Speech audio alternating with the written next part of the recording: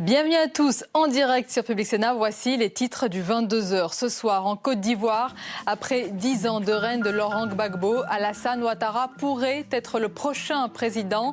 L'opposant historique a obtenu plus de 54% des voix, selon la commission électorale. Un résultat contesté ce soir par le Conseil constitutionnel. Des débordements sont à craindre dans les prochaines heures. Et à l'instant, on apprend que toutes les frontières du pays ont été fermées jusqu'à nouvel ordre, a annoncé l'armée. Nous serons en direct depuis Abidjan dans quelques instants avec le journaliste Yves Izard. En France, à présent, neige et verglas perturbent les transports aériens et ferroviaires ainsi que la circulation sur les routes. 32 départements sont classés en vigilance orange. Les assiettes de nos enfants sont-elles truffées de produits chimiques? C'est le résultat inquiétant d'une étude qui ébranle le Sarcosin. 5 fruits et légumes par jour, c'est le débat du 22h. Bonsoir à tous et merci d'être avec nous. À 68 ans, l'ex-premier ministre Alassane Ouattara pourrait devenir le prochain président ivoirien. La commission électorale l'a annoncé gagnant avec plus de 54% des suffrages. Mais il s'agit de résultats provisoires, des résultats jugés non valables ce soir par le Conseil constitutionnel. La Côte d'Ivoire au bord de l'implosion. Sophie Normand. Alassane Ouattara pourrait devenir le nouveau président de la Côte d'Ivoire. L'ex-premier ministre l'emporterait avec plus de 54% des voix contre près de 46% pour le sortant Laurent Gbagbo. Une annonce faite par la commission électorale indépendante, mais pour le président du Conseil constitutionnel, ces résultats provisoires ne sont pas valables, car le délai officiel pour les annoncer était fixé à minuit hier. C'est donc désormais au Conseil de statuer sur les résultats définitifs. La nouvelle aurait pourtant pu mettre un terme à plusieurs jours de flottement. Lundi, ce sont des partisans de Laurent Gbagbo au sein même de la commission qui ont empêché physiquement l'annonce des résultats. Ce soir, le Conseil de sécurité de l'ONU menace de prendre les mesures appropriées contre ceux qui entravent le processus électoral. Cette probable victoire arrive néanmoins au moment où la violence refaisait surface. Cette nuit à Abidjan, le bureau du parti d'Alassane Ouattara a été attaqué par des hommes armés. Bilan au moins 8 morts et une quinzaine de blessés. Tôt ce matin, c'est le siège du parti du président sortant Laurent Gbagbo qui a été mis à sac. Voilà, et Alassane Ouattara qui a déclaré, en apprenant les résultats de la commission électorale, son émotion et son humilité. L'opposant historique a également appelé au rassemblement pour la paix. Mais ce soir, l'heure est aux tensions. Au téléphone depuis Abidjan, le journaliste Yves Izard. Bonsoir. Bonsoir. Yves Izard, quelle est d'abord la situation sur place ? Sur place, pour l'instant, la nuit est tombée. Le couvre-feu est là depuis plusieurs jours. La ville est totalement déserte. J'allais dire que même dans la journée, la ville est pratiquement déserte parce que les gens ne vont plus travailler. Ils ont peur, ils n'ont pas le temps de rentrer chez eux avant le couvre-feu. Donc on a une situation économique quasiment bloquée.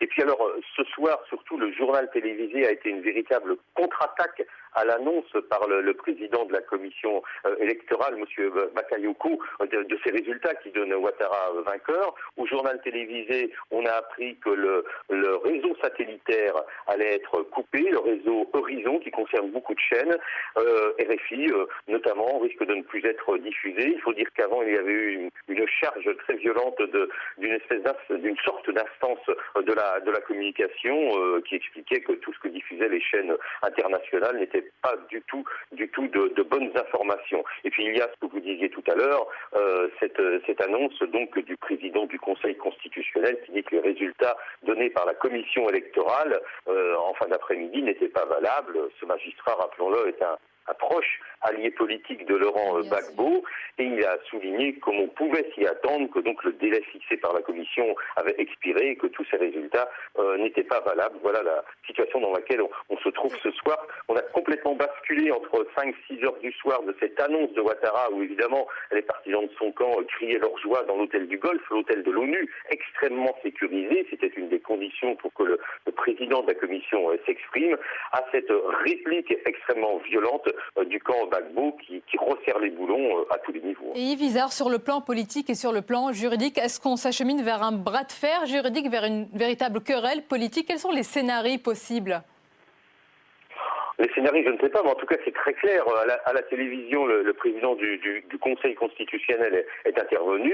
Il a dit, de toute façon, ce qui a été annoncé par la CEI n'est pas valable. Et dans les heures qui viennent, nous, on va proclamer d'autres résultats. Alors, on imagine que ces résultats seront à l'inverse de ceux qui ont été annoncés, puisqu'ils vont prendre en compte tous les recours qui ont été déposés par le camp Gbagbo en ce qui concerne le Nord, qui est tenu par les ex-rebelles, qui a voté à 95% Ouattara. Donc, on imagine que ces résultats ne vont pas du tout être les mêmes. Donc ça va être la bataille juridique d'un certain côté. Et puis, à France, va-t-il se passer? Pour beaucoup d'observateurs, la situation est très très grave, parce que c'est quasiment la sécession.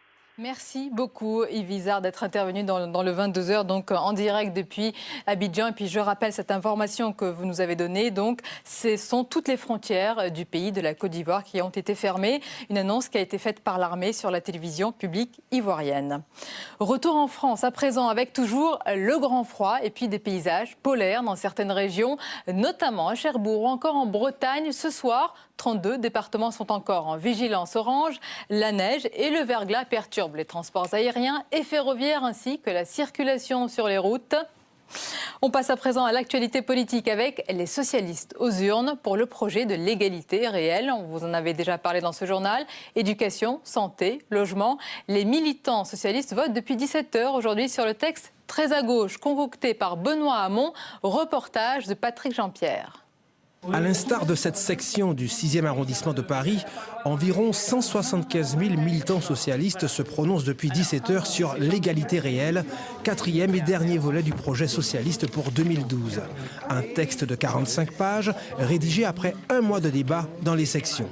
Il ne s'agit pas pour nous seulement de réparer quand les inégalités sont créées, mais d'agir à la racine, c'est-à-dire d'éviter que ces inégalités se créent. Et donc, d'où la priorité donnée à l'éducation. Concocté sous la houlette du porte-parole Benoît Hamon, le texte adopté par le Conseil national du parti est déjà contesté par plusieurs ténors, comme François Hollande, Manuel Valls ou Pierre Moscovici. Effectivement, les critiques comme quoi ça manquait de hiérarchie ou ça manquait de réalité sur le plan économique, en tout cas, ce ne sont pas infondés, loin de là. Une guerre de posture qui n'étonne pas pour autant les militants socialistes. C'est l'avis du Parti socialiste de commenter, de discuter, de se disputer aussi sur des propositions qu'ils estiment les uns et les autres bonnes pour notre pays.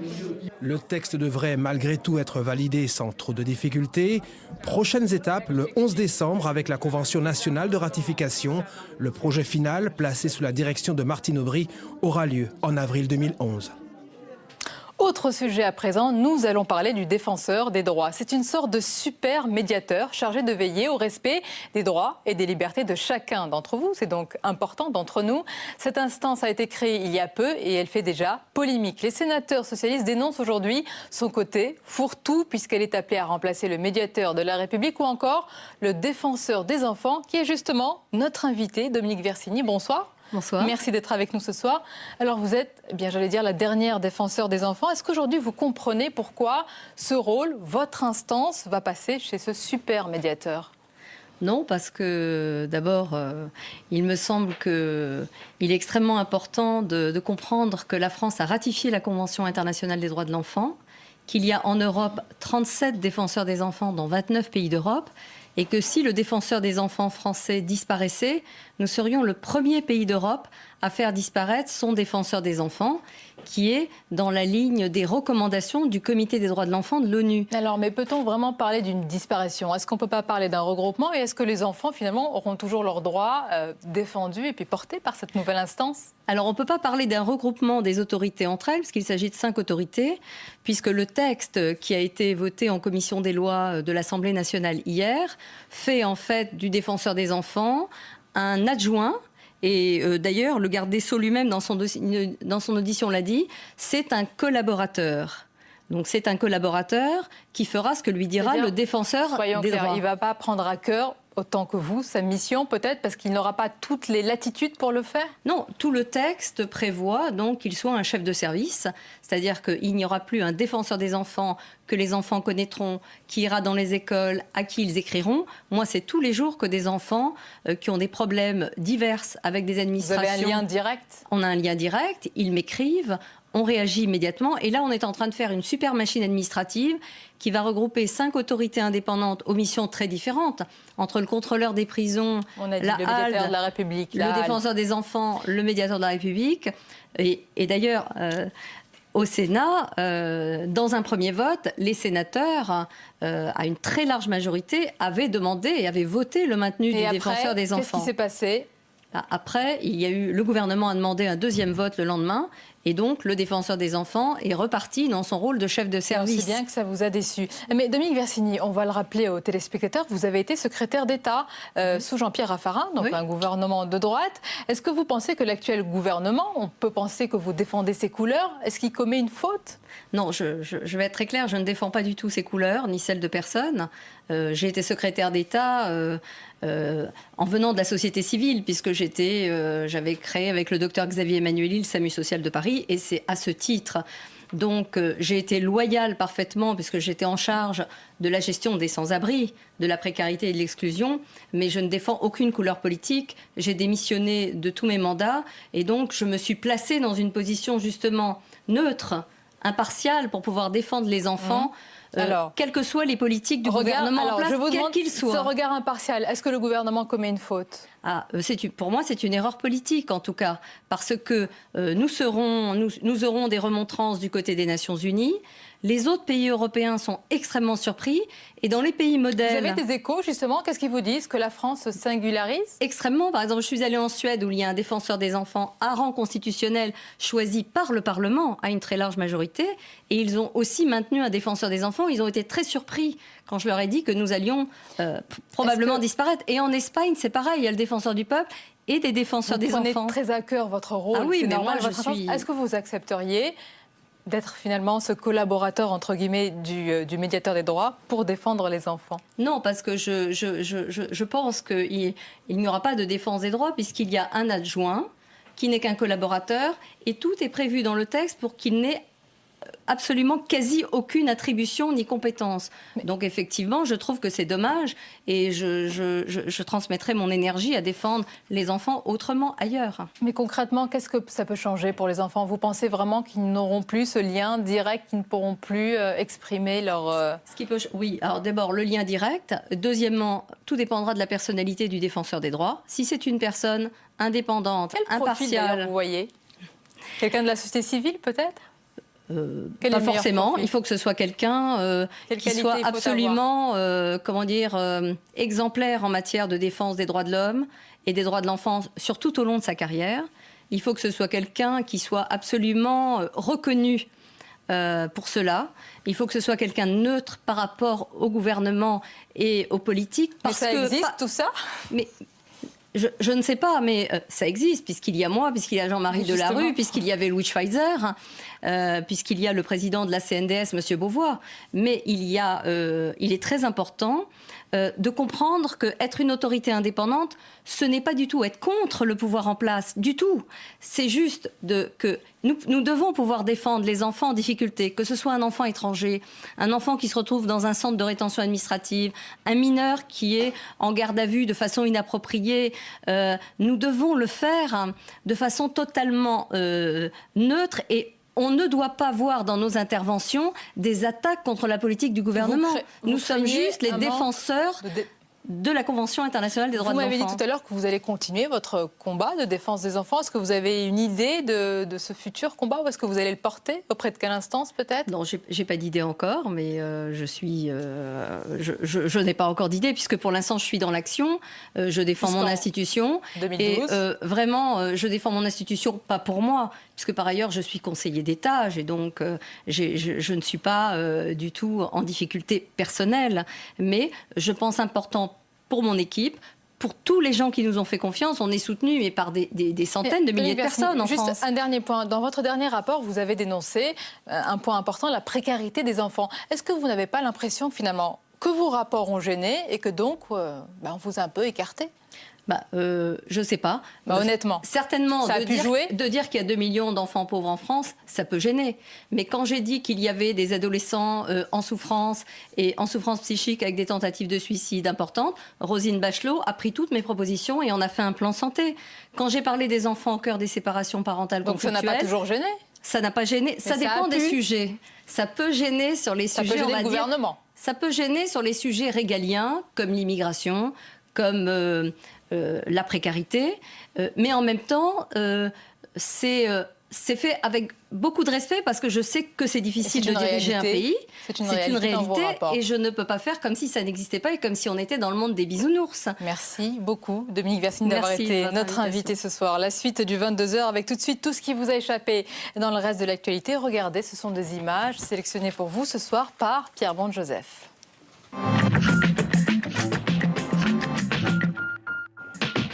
L'Italie le baisse, la France le stabilise. Aujourd'hui, les sénateurs examinaient le budget de la culture, 7,5 milliards d'euros, 1% de plus que l'année dernière. La rue de Valois échappe aussi à la règle du non-remplacement d'un fonctionnaire sur 2 partant à la retraite. Chacun mesure ici combien sont fortes les contraintes qui pèsent sur le budget de l'État. Néanmoins, je tiens à dire que je me suis très fortement engagé afin de préserver cet état culturel. La gauche, de son côté, dénonce une opération de maquillage comptable. Inflation comprise, le budget baisse et c'est le cinéma et le spectacle vivant qui en font les frais. Un Guérini sous les verrous et voilà la classe politique marseillaise ébranlée. Le chef d'entreprise Alexandre Guérini, frère du président du Conseil général des Bouches-du-Rhône, a été écroué la nuit dernière dans une affaire de marché public présumé frauduleux. Et derrière lui, c'est son frère Jean-Noël Guérini qui pourrait être inquiété. Lui, c'est lui et moi, c'est moi, a répondu l'intéressé, balayant toutes les accusations. À 5 jours de la date fatidique, l'appel d'Éric Cantona à retirer son argent des banques prend de l'ampleur sur le net. 30 000 internautes se disent prêts à suivre l'ex-star du ballon rond. François Baroin, le ministre du Budget, s'alarme ce matin. Ce serait comique si ce n'était pas tragique. Au Sénat, Jean Arthuis dénonce une initiative regrettable. S'il y avait des difficultés, eh bien, l'État viendrait assurer la sécurité de l'épargne. Aura, victoire, ce sont par ces mots sur son compte Twitter que Dmitri Medvedev, le président russe, a annoncé la victoire de son pays. Moscou organisera la Coupe du Monde de foot en 2018. La Russie souffle ainsi la victoire à l'Angleterre, donnée grande favorite. Un grand chantier attend maintenant le pays doté d'infrastructures désuètes et de moyens de transport inadaptés. Le Qatar a quant à lui été sélectionné pour 2022.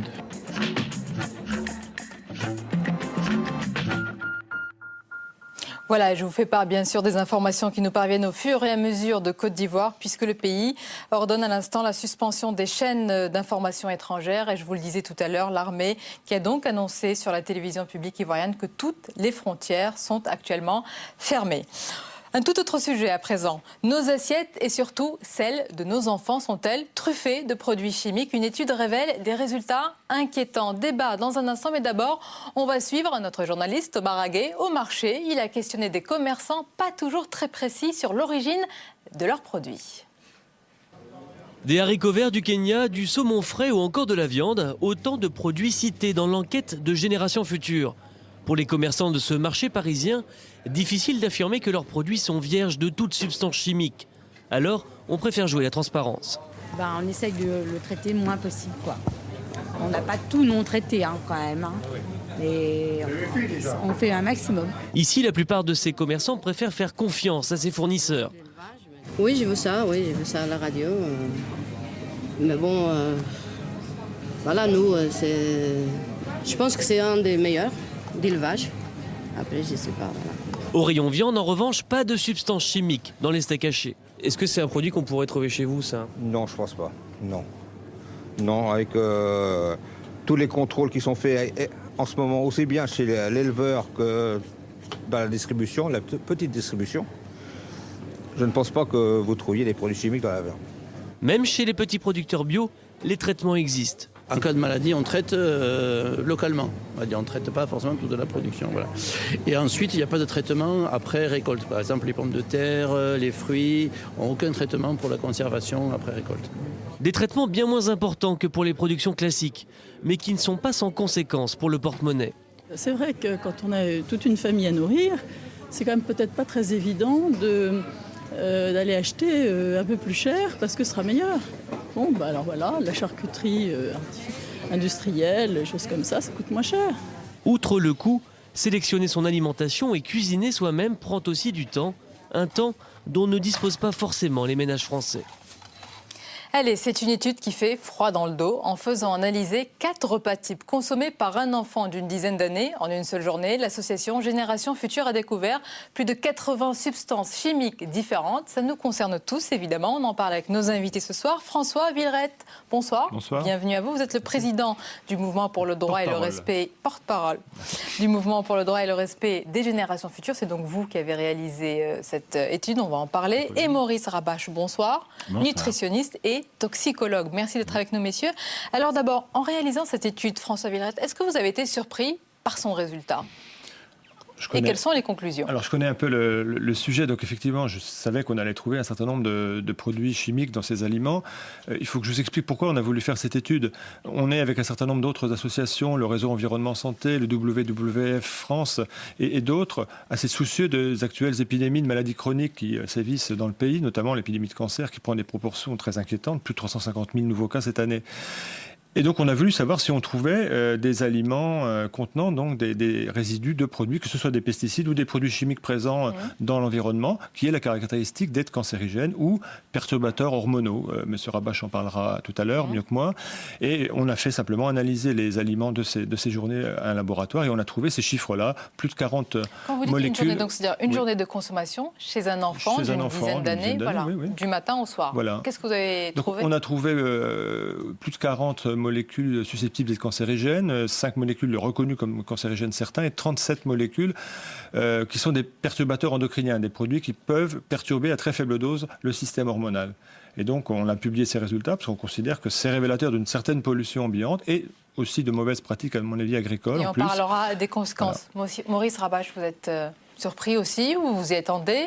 Non, je suis non pas surpris, parce que nous, on s'y attendait un petit peu, étant donné qu'on travaille déjà depuis très longtemps en toxicologie sur, y compris la perturbation endocrinienne, avec toutes les difficultés que l'on connaît, puisqu'on a énormément de mal à avoir les outils pertinents, les outils, je dirais, qui nous permettent tout au moins d'être extrêmement ferme dans ce qu'on a à dire et dans les observations qui sont faites.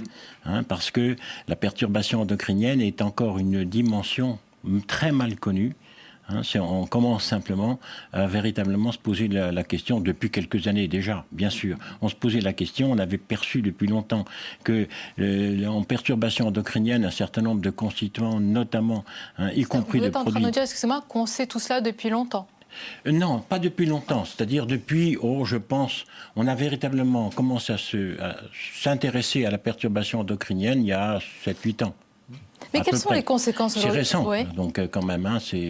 Et donc par rapport à ce qu'on a fait ailleurs, en toxicologie, en tant que telle, la perturbation a été sans aucun doute laissée de côté. Parce que personne n'était à l'aise avec. Il y a aussi, oui, tous les produits cancérigènes, c'est ce point aussi qui est C'est des produits cancérigènes. Inquiétant. Ce sont des produits qui ne sont pas que cancérigènes. Il y a des propriétés diverses qui sont liées à la perturbation endocrinienne. Il n'y a pas que la cancer. Alors justement, on voyait dans notre plasma le saumon. Je vois 7 dioxines. Alors là, je vais lire, mais c'est un petit peu technique. 12 PCB, vous allez nous traduire ? Oui, M. Rabache pourrait le faire même mieux que moi. Pour ça, les dioxines, c'est des sous-produits de l'incinération ou de l'activité industrielle. Les PCB sont des produits industriels maintenant interdits. Métaux lourds, on connaît, ça devait être du mercure. Et puis d'autres produits chimiques, des vieux pesticides chlorés. Et alors, quelles sont les conséquences de ce cocktail ingéré du matin au soir ?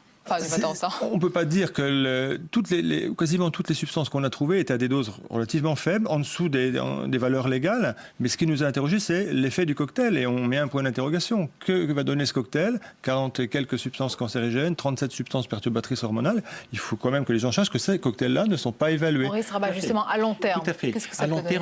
À long terme, la perturbation endocrinienne est pour moi quelque chose de assez catastrophique. Hein. C'est-à-dire que on a intérêt à percevoir suffisamment tôt ces problèmes-là. Ces problèmes, ils sont difficiles à percevoir. Pourquoi ?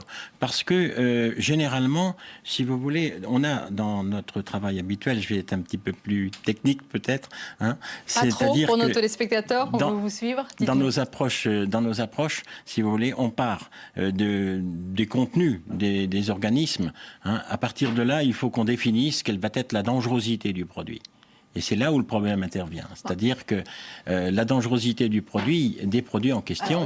Permettez-moi d'être un petit peu moins technique. Pour les parents qui nous écoutent, ou même peut-être pour les jeunes enfants, qu'est-ce qu'il faut faire ? Est-ce qu'il faut changer les menus ? Est-ce qu'il y a des précautions à prendre ? Est-ce que vous avez des recommandations ? Oui, alors les recommandations, elles sont de 2 ordres, si vous voulez. Il ne faut pas laisser des gens sans réponse, bien évidemment. Donc le premier conseil que je pourrais donner, c'est qu'en allant plus souvent vers des aliments issus de l'agriculture biologique, on supprime à peu près la moitié des toxiques qu'on a trouvés. On supprime la moitié des problèmes. C'est exact, ça joue un très grand rôle. Et puis, dans ce domaine. Après ça, il y a les polluants qui sont des polluants de l'ensemble de l'environnement. Ceux-là, on ne peut pas les retirer comme ça. Et donc, il faut que les parents, qui sont aussi des citoyens, aillent s'adresser à leurs députés, aux responsables, aux ministres, en leur demandant de prendre des actions extrêmement fortes en termes de protection de l'environnement. Les pouvoirs publics, ils les prennent, ces actions, ils sont sensibilisés. Il faut qu'ils mettent, par exemple, un véritable volet environnement au plan cancer en France. Mais vous leur avez donné votre étude ? Eh bien, on leur a donné notre étude, on leur a demandé des rendez-vous aux différents ministères. Et on a eu des réactions de certains partis politiques qui nous ont dit « Oui, vous avez raison, nous aussi, on soutient votre demande pour la création d'un véritable volet environnement au plan cancer. » Il faut faire des bons aussi aux dispositifs publics pour prendre ces menaces-là au sérieux et agir. Maurice Rabach. Oui, la différence entre nous, je pense qu'elle réside à peu de choses, mais elle réside dans simplement le fait qu'on ne peut pas nous avancer à annoncer des choses pour lesquelles on n'a pas la certitude que les mécanismes sont bien là, etc. Vous voyez ce que je veux dire ? Vous trouvez qu'on fait trop de bruit autour de cette étude, justement ? Parce que c'est quand même des résultats inquiétants, on l'a vu partout. Est-ce que c'était nécessaire ? Non, parce que l'importance des enjeux qu'il y a derrière sont extrêmement importants. La perturbation endocrinienne est quelque chose qu'il faut prendre très au sérieux, qu'on ne sait pas bien prendre aujourd'hui parce qu'il nous manque les outils, parce qu'on avait tout simplement oublié pendant des années à mettre des outils performants pour répondre aux problèmes de cette perturbation endocrinienne.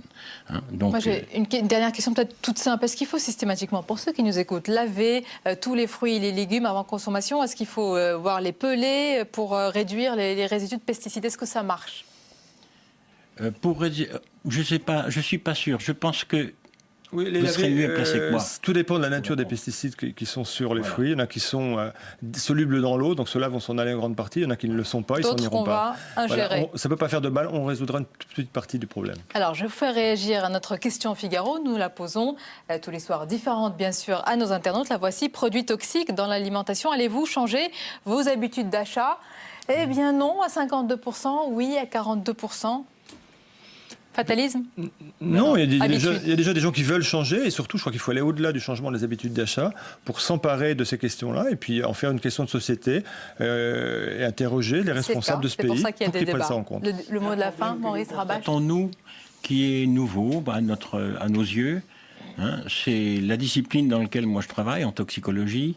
Jusqu'à maintenant, ça a laissé une grande indifférence pratiquement dans le public, dans les utilisateurs, dans les décideurs, etc. Les décideurs, ça les arrangeait, je pense, puisque ça leur faisait ça de moins comme préoccupation. Mais je pense que ça a joué, c'est une chose qui a joué beaucoup. Merci. Et puis, la perturbation endocrinienne, eh bien... vous l'avez rappelé. Voilà. Merci beaucoup, messieurs, d'avoir été les invités du 22h. Et pour terminer, vous avez pu suivre hier sur notre antenne, c'était d'ailleurs une première à la télévision, un débat autour des 2 finalistes au poste de bâtonnier de Paris. Et puis ce soir, nous connaissons le nom du futur bâtonnier de Paris. Il s'agit de Christiane Ferralschul. Elle a été élue avec 51,6% des voix. Elle prendra donc la succession de Jean Castelin, actuel bâtonnier de Paris.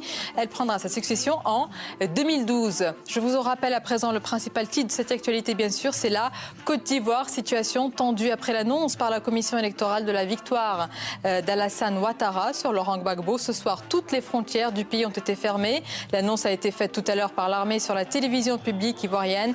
Des incidents sont à craindre. À noter aussi que le pays a ordonné la suspension des chaînes d'information étrangères. C'est la fin de ce journal. Merci de nous avoir suivis. Belle soirée à vous.